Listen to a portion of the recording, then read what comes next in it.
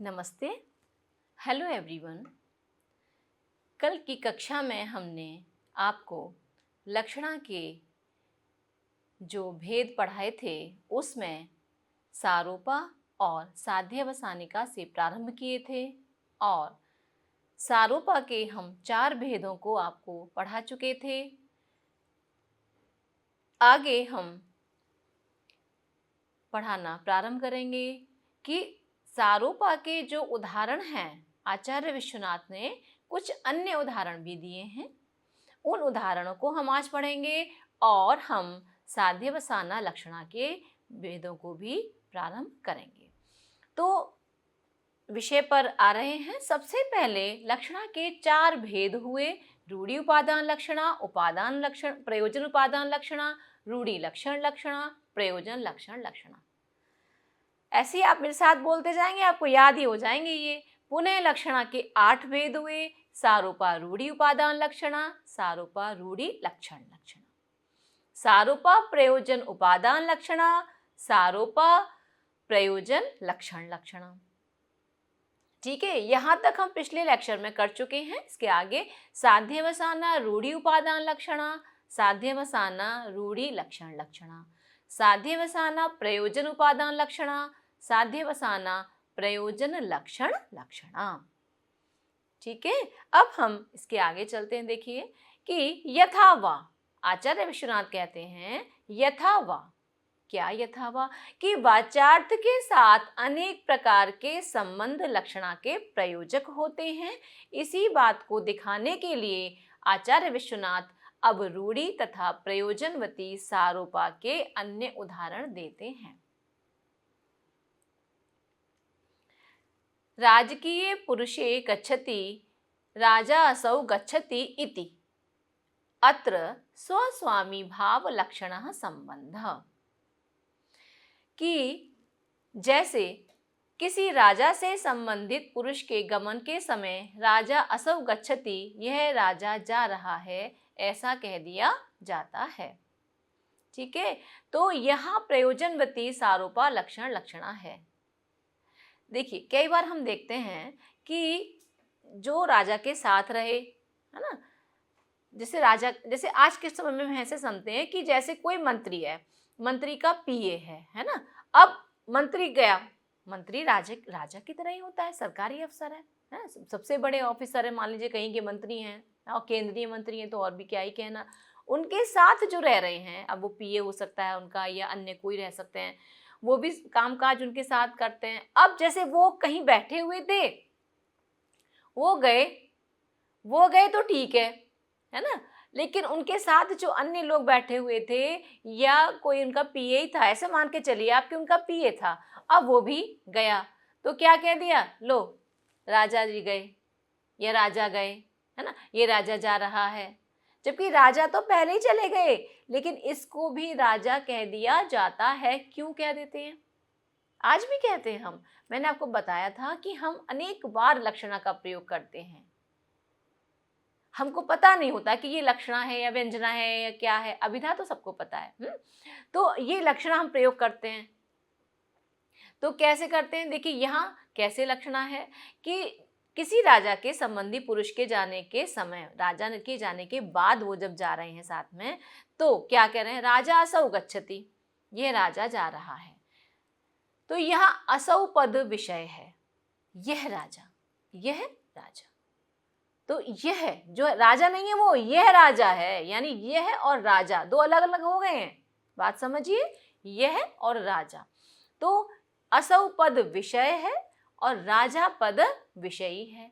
दोनों चूंकि शब्दतः उक्त हैं, शब्द से उक्त हो रहे हैं, तो दोनों शब्दतः उक्त हैं और दोनों में अभेद की प्रतीति हो रही है, अतः सारोपा है। ठीक है, तो सारोपा में क्या होता है कि विषय और विषयी अनिगीण रूप से, यानी अनाच्छादित रूप से अभेद की प्रतीति कराते हैं, और साध्यवसाना में क्या करते हैं, निगीण रूप से विषय और विषयी निगीण रूप से अभेद की प्रतीति कराते हैं। तो अभी यह सारोपा है।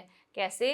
तो यहाँ दोनों यानी असौ पद विषय है और राजा विषयी है, दोनों शब्दतः उक्त हैं तथा दोनों में अभेद की प्रतीति हो रही है, इसीलिए यह सारोपा है।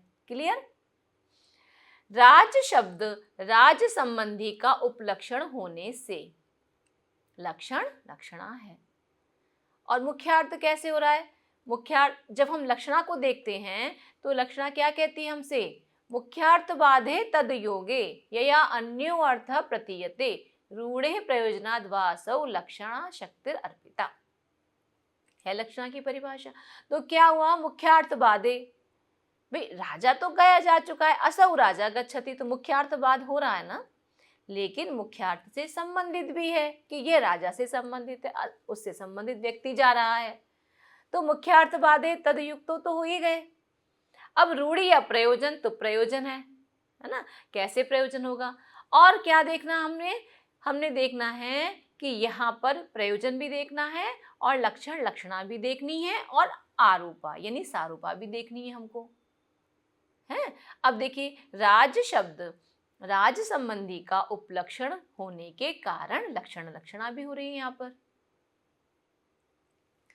राजकीय पुरुष की अन्य प्रजाजनों की अपेक्षा, हम आज भी ये देखते हैं कि यदि कोई मंत्री आ रहा है या मुख्यमंत्री आ रहे हैं या प्रधानमंत्री आ रहे हैं, तो वहाँ जो सामान्य लोग हैं उनके साथ जो लोग हैं उनसे दूर दूर तक कोई नाता, दूर संबंध नहीं होता। आसपास हम साधारण लोग जो रहेंगे वो फटक भी नहीं सकते उनके। क्यों? क्योंकि उनका एक प्रोटोकॉल है।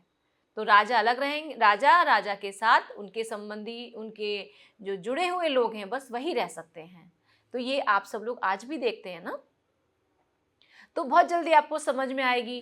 तो क्या हो रहा है? उनका अलग प्रोटोकॉल है और जनता का अलग प्रोटोकॉल है, यानी सामान्य जो प्रजा है उसका उससे क्या है, एक अलग ही दूरी है। तो राजकीय पुरुष की अपेक्षा जो अन्य प्रजाजन हैं वह कैसे होते हैं? नीचे हैं। तो कौन ऊंचा हुआ? जो राजा से जुड़ा हुआ है। तो संपत्ति किसके पास ज्यादा होगी? राजा से जुड़े हुए व्यक्तियों के पास। संपत्ति से तात्पर्य उनका ऐश्वर्य है ना, उनकी पहुंच है यहाँ पर। तो जरूरी नहीं कि वो पैसे में ही हो सकता है कोई व्यापारी उससे भी अच्छा पैसे वाला हो लेकिन वो इधर ही रहे। लेकिन जनरली क्या होगा, हम देखते हैं कि जो संपत्ति है जिनके पास ज्यादा, वो किसके पास ज्यादा होगी? राजकीय पुरुष के पास ज्यादा होगी। तो ये दिखाना, ये प्रदर्शित करना ही यहाँ पर प्रयोजन है। क्लियर? तो स्वस्वामी भाव संबंध से यहाँ पर लक्षणा है। कैसा संबंध? स्वस्वामी भाव, राजा के जो साथ चलने वाले लोग हैं उनके साथ स्वस्वामी भाव संबंध होता है। इस प्रकार यहाँ प्रयोजनवती, सारोपा, लक्षण लक्षणा है। ठीक है, इसको हमने पूरा आपको बताया। आगे देखिए, यथावा अगला उदाहरण दे रहे हैं। आचार्य विश्वनाथ क्या कह रहे हैं कि अग्रमात्रे अवयव भागे हस्तोयम अत्र अवयवावयवी भाव संबंध। तो यहाँ पर क्या है कि अवयव अवयवी भाव लक्षण संबंध है।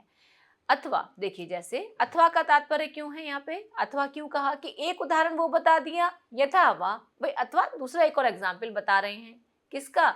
वही सारूपा लक्षणा। अब सारूपा का दूसरा लक्षण कैसे बता रहे? देखिए कि जैसे ये हमारा हाथ है और ये हमारी हथेली है, तो पूरा हाथ, कायदे से पूरा हाथ है, लेकिन क्या करते हैं, जैसे किसी को हथेली का ही बात कहनी हो तो अपना हाथ दो, तो पूरा हाथ तो नहीं देते हम हाथ में। कितना हाथ देते हैं? इतना ही हाथ देते हैं, है ना। तो क्या कह दिया जाता है? हस्तोयम। किसको बताने के लिए? हथेली, यानी इतना भाग हथेली है, इसको बताने के लिए अनेक बार क्या कह दिया जाता है? हस्तोयम, यह हाथ है। ठीक है, अब जैसे ये तो हथेली है, हाथ तो नहीं है। अब यहाँ लक्षणा कैसे होगी कि मुख्यार्थ बाद, पहले तो यह हाथ है, ये मुख्य अर्थ का बाद हो रहा है, लेकिन हाथ से संबंधित है, इसीलिए तद युक्तो भी हो रहा है। अब रूढ़ि अथवा प्रयोजन, तो जनरली ये बात बड़ी प्रसिद्ध होती है कि ऐसा कह देते हैं, है ना, कह देते हैं, हमारी भाषा में ये चीज आ चुकी है, तो यहाँ कोई प्रयोजन नहीं है, रूढ़ी है। तो सबसे पहले लक्षणा का यहाँ घटित हो गई इस तरह से। अब देखिए हम इसको किस भेदों के अंतर्गत पढ़ रहे हैं, सारूपा के अंतर्गत पढ़ रहे हैं, है ना। अब सारूपा कौन से वाले भेद की हुई, उपादान लक्षणा हुई कि लक्षण लक्षणा हुई, ये हम देखते हैं। तो हाथ के अवयवभूत अग्रभाग हथेली को बताने के लिए हस्तोऽयम्, यह हाथ है, ऐसा प्रयोग होता है। यह रूढ़ि सारूपा लक्षण लक्षणा का उदाहरण है। यहाँ अयम पद विषय है और हस्त विषयी है, दोनों अलग अलग दिख रहे हैं, लेकिन अभेद आरोप भी है। शब्द से उक्त हैं और दोनों में अभेद की प्रतीति हो रही है। लक्षणा का कारण प्रसिद्धि होने से यहाँ पर रूढ़ि भी है। यहाँ अवयव अवयवी भाव संबंध से लक्षणा है, ठीक है। यहाँ पर अयम पद से निर्दिष्ट अग्रभाग का हाथ के साथ अभेद होने के कारण सारूपा है। हस्त शब्द अग्रभाग का उपलक्षण होने से लक्षण लक्षणा है। तो सारी बातें आ गई, रूढ़ि भी आ गई, सारूपा भी आ गई, लक्षण लक्षणा भी आ गई। और जो प्रमुख लक्षणा के मुख्यार्थ बाधे तदयुक्तो यया अन्यो अर्थ प्रतीयते, ये आप लोग जब भी इस लेक्चर को देखें तो साथ साथ बोलने की कोशिश किया कीजिए, आपको धीरे धीरे याद हो जाएंगे। ये आपको बिल्कुल भी बाद में एग्जाम के टाइम पे इसको याद करने की जरूरत नहीं पड़ेगी, जब आप मेरे लेक्चर के साथ जो परिभाषाएं हैं इनको बोलते जाएंगे।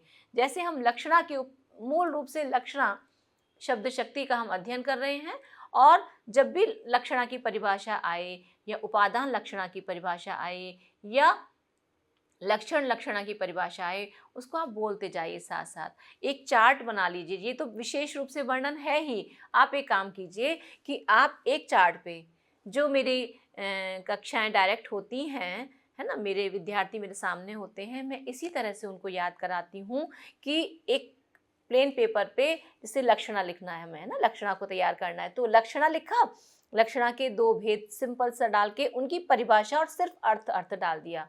या आप अर्थ ना भी डालें, आपको अर्थ याद हो जाए तो आप सिर्फ वो दोनों परिभाषाएं डाल दीजिए, जैसे मैंने इस स्लाइड को प्रारंभ करने से पहले ही डाली थी, है ना, उपादान लक्षणा और लक्षण लक्षणा। फिर उसके बाद हमारी बात जब चलती है तो सारूपा और साध्यवसाना, तो चार के दो भेद ऐसे बढ़े, तो सारूपा और साध्यवसाना उनकी भी एक कारिका में परिभाषा है, आप उसको लिख लीजिए, है ना। ऐसे आगे आगे जो जो हमारे पास आएंगी परिभाषाएं, आप उनको एक साथ लिख लीजिए, और एक दूसरे पेज पे इनके जो उदाहरण आते जाएंगे उनको आप एक पेज पे लिख दीजिए। जब भी आपको टाइम मिले तब आप उनको एक बार रीडिंग कर लीजिए। समझ तो आप गए इसको पढ़ के, आपको कंठस्थ करना है, तो आप ऐसे उनको जब दिन में 2-3 बार आप पढ़ रहे हैं तो वो एक पेज आपके पास है, आपने उसको पढ़ लिया, आप क्या कर रहे हैं उसको, वो आपको धीरे धीरे कंठस्थ हो जाएगा, आपको याद भी नहीं रहेगा कि कब हमने कंठस्थ कर लिया इसको, क्योंकि आप डेली एक बार बस बोल रहे हैं ना। अर्पणम स्वस्य परस्यन्वय सिद्धये उपलक्षण हेतुत्वाद ऐशा लक्षण लक्षणा। फिर दूसरा उपादान का बोल दिया, लक्षणा की बोल दी, तो एक पेज पे जब आपके पास लिखे हैं आपको धीरे धीरे याद हो जाएंगे। ये ट्रिक्स हैं। एग्ज़ाम टाइम में जब हमें याद होता है तो हमारा थोड़ा टाइम कम खर्च होता है, क्योंकि हमारे पास बहुत सारा सिलेबस होता है और हमें वो पूरा सिलेबस, जैसे अब हम ऐसे समझिए कि जैसे हम इस पेपर को पूरे 12 हफ्ते में पढ़ रहे हैं, ठीक है। 12 हफ्ते में पढ़ने का मतलब है कि एक अच्छा खासा एक महीने में 4 हफ्ते, कितने कितने हफ्ते हो गए, 4 × 12, यानी 3 महीने का कोर्स है हमारा। ये 3 महीने के कोर्स को जब हम एग्ज़ाम देने जा रहे हैं तो क्या हमें 3 महीना लगने वाला है? नहीं, एक दिन में भी मात्र 3 घंटे, है ना। और आजकल तो 2-2 ढाई-ढाई घंटे के पेपर हो गए हैं, तो मान लीजिए 2 घंटे या ढाई घंटे में हमें देना है, तो आपको क्या करना होगा, वो सारी चीज़ें आपको माइंड में रखनी पड़ेगी। अब लक्षणा खुद ही इतनी विशाल है ना, व्यंजना खुद इतनी विशाल है, तो कैसे आप इसको कंठस्थ करेंगे। तो जो ट्रिक मैंने बताई है इसको आप प्लीज़ अपनाइए और ऐसे एक पेपर्स पे 2-2 पेपर्स बना लीजिए। तो एक बार ऐसे देख लिया, दूसरा उदाहरण का देख लिया, धीरे धीरे आपको वो याद होते जाएंगे। ओके, हम आगे बढ़ते हैं। तो हस्तु अयम, इस बात को हम समझा रहे थे, यहाँ लगभग शायद समझा ही चुके हैं। देखिए, तो यहाँ पर हस्त शब्द अग्रभाग का उपलक्षण होने से लक्षण लक्षणा है। इस तरह से इस उदाहरण में हमने देखा कि यह क्या है, रूढ़ि सारोपा लक्षण लक्षणा का उदाहरण है। आगे देखते हैं। ब्राह्मणो अपि तक्षासौ अत्र तात्कर्म्य लक्षणः, है ना, अन्य संबंधों के उदाहरण। जो अन्य संबंध हैं लक्षणा को समझने के लिए, उसका भी आचार्य विश्वनाथ ने उदाहरण दिया है। देखिए कि जैसे ब्राह्मणों अपि तक्षासौ, अब ब्राह्मण होते हुए भी कोई व्यक्ति ब्राह्मण है, वैसे ब्राह्मण का काम क्या है, ब्राह्मण का काम है कि यज्ञ इत्यादि करना और पाठ करना, हवन करना इत्यादि। लेकिन ब्राह्मण होते हुए भी कोई बढ़ई का कार्य कर रहा है, तो उस ब्राह्मण को क्या कहते हैं, तक्षासौ कहा जाता है। तो यह प्रयोजनवती सारोपा लक्षण लक्षणा का उदाहरण है। ठीक है, अब देखिए, जो ब्राह्मण पद है वह विषय है और तक्ष विषयी है। दोनों शब्दतः उक्त हैं, दोनों में अभेद की प्रतीति हो रही है। तो क्या हो गया, अभेद की प्रतीति हो रही है, तो यह लक्षण लक्षणा हो रही है। तो ब्राह्मण में बढ़ई के कार्यों में निपुणता प्रदर्शित करना यहाँ लक्षणा का प्रयोजन है। ये रूढ़ी नहीं है, आप हर एक को नहीं कह सकते ऐसे। तो ब्राह्मण में बढ़ई के कार्य, कि कोई ब्राह्मण होते हुए भी बढ़ई के कार्य कर सकता है और बढ़ई के जो कार्य हैं उसमें भी निपुण है वह, तो ऐसे ब्राह्मण को क्या कहेंगे कि ब्राह्मणों अपि तक्षासौ। ठीक है, तो यहाँ पर तात्कर्म्य संबंध से लक्षणा है। तात्कर्म्य क्या हो गया कि जो कार्य बढ़ई के करने का है उसके कार्य को यह ब्राह्मण भी कर रहा है, तात्कर्म्य संबंध हो गया और यहाँ लक्षणा हो गई। एक और देखिए उदाहरण। इंद्रार्थासु स्थूणासु अमी इंद्रा अत्र तादर्थ्य लक्षणः संबंधः एवं अन्यत्रापि। अथवा जैसे, अथवा कैसे, क्यों अथवा, एक एक करके उदाहरण आते जा रहे हैं, तो अथवा ये भी एक उदाहरण है ना। तो ये समझा रहे हैं आचार्य विश्वनाथ अनेक उदाहरणों से।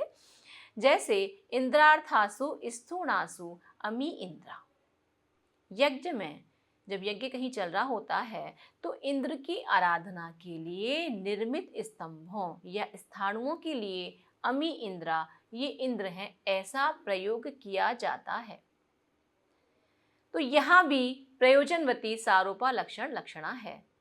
देखिए, इंद्र के लिए क्या, किसको बता रहे हैं कि जो स्तंभ होते हैं, जब यज्ञ होते हैं बड़े बड़े, तो वहां स्तंभों का भी निर्माण किया जाता है। स्तंभ कहें स्थाणु कहें एक ही बात है।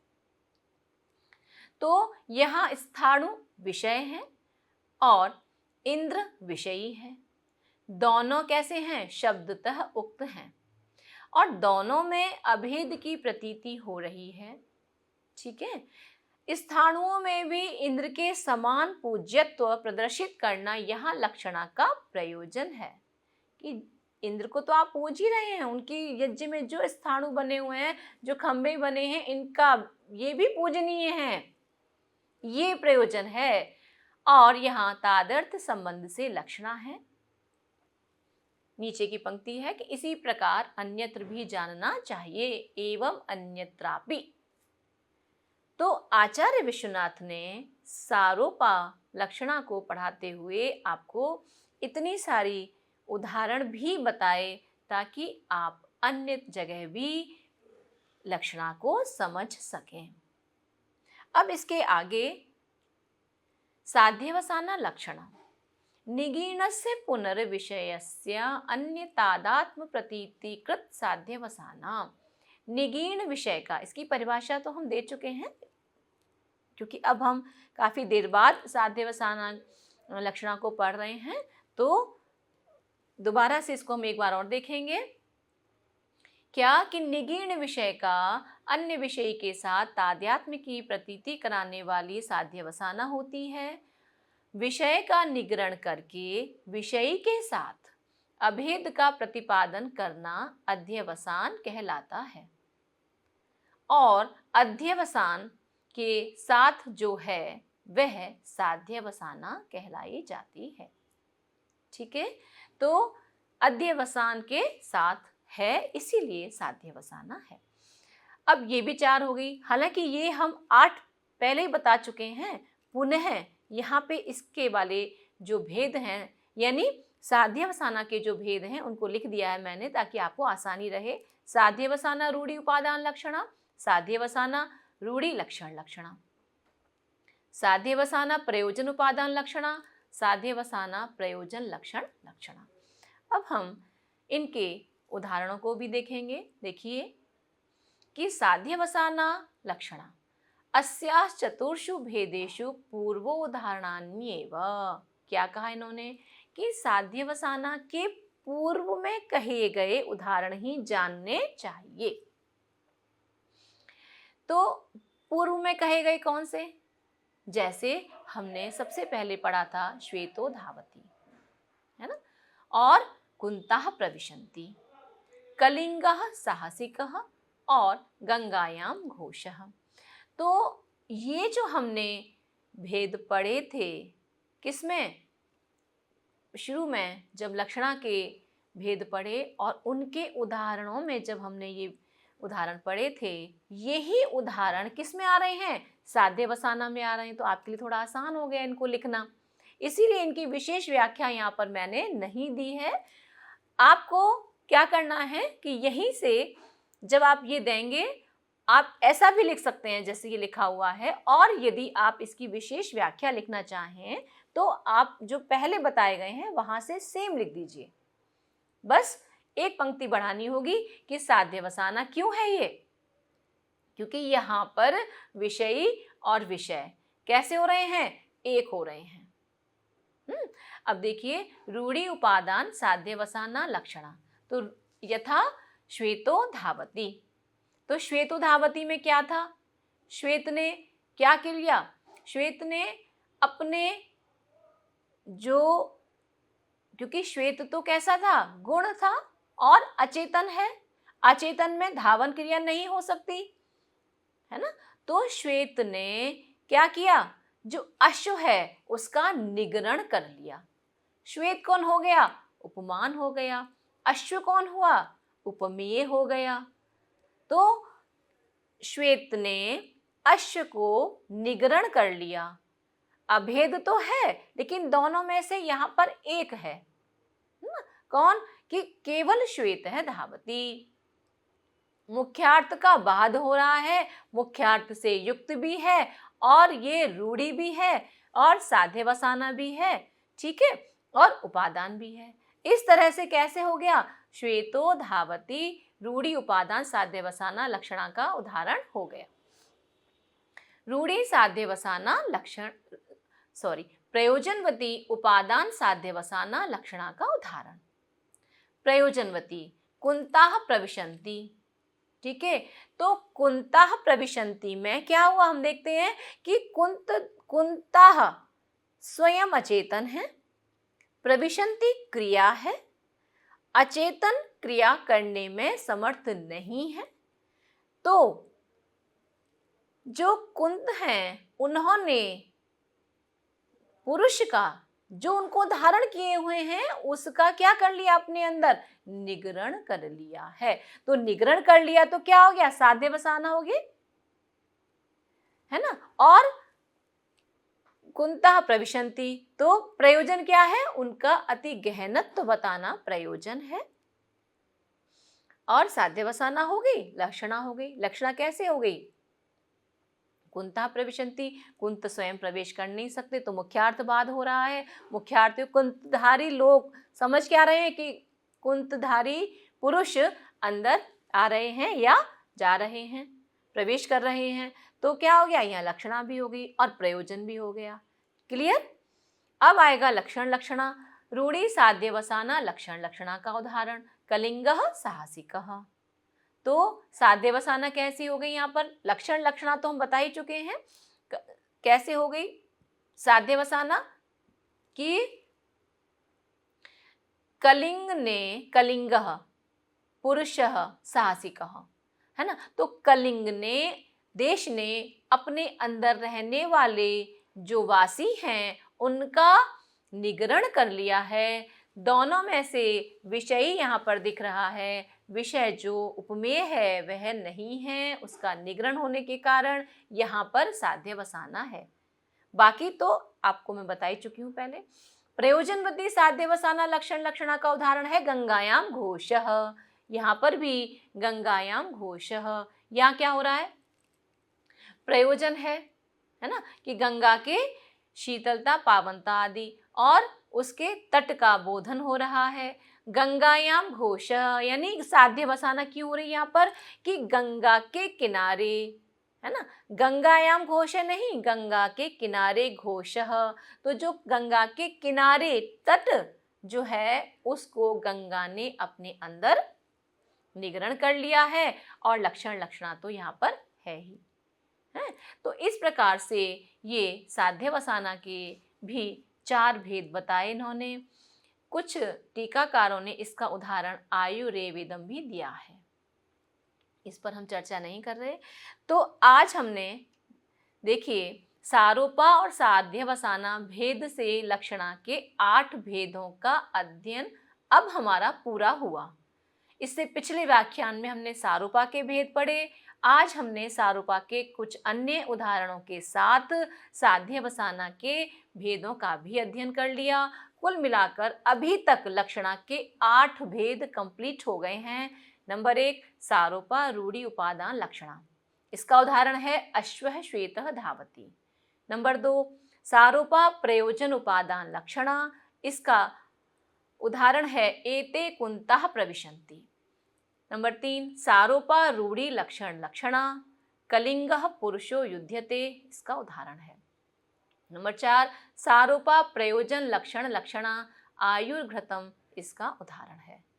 नंबर 5 साध्यवसाना रूढ़ी उपादान लक्षणा, इसका उदाहरण है श्वेतः धावति।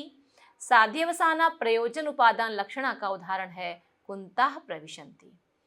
साध्यवसाना रूढ़ी लक्षण लक्षणा का उदाहरण है कलिंगः साहसिकः। और नंबर 8 साध्यवसाना प्रयोजन लक्षण लक्षणा का उदाहरण है गंगायाम घोषः।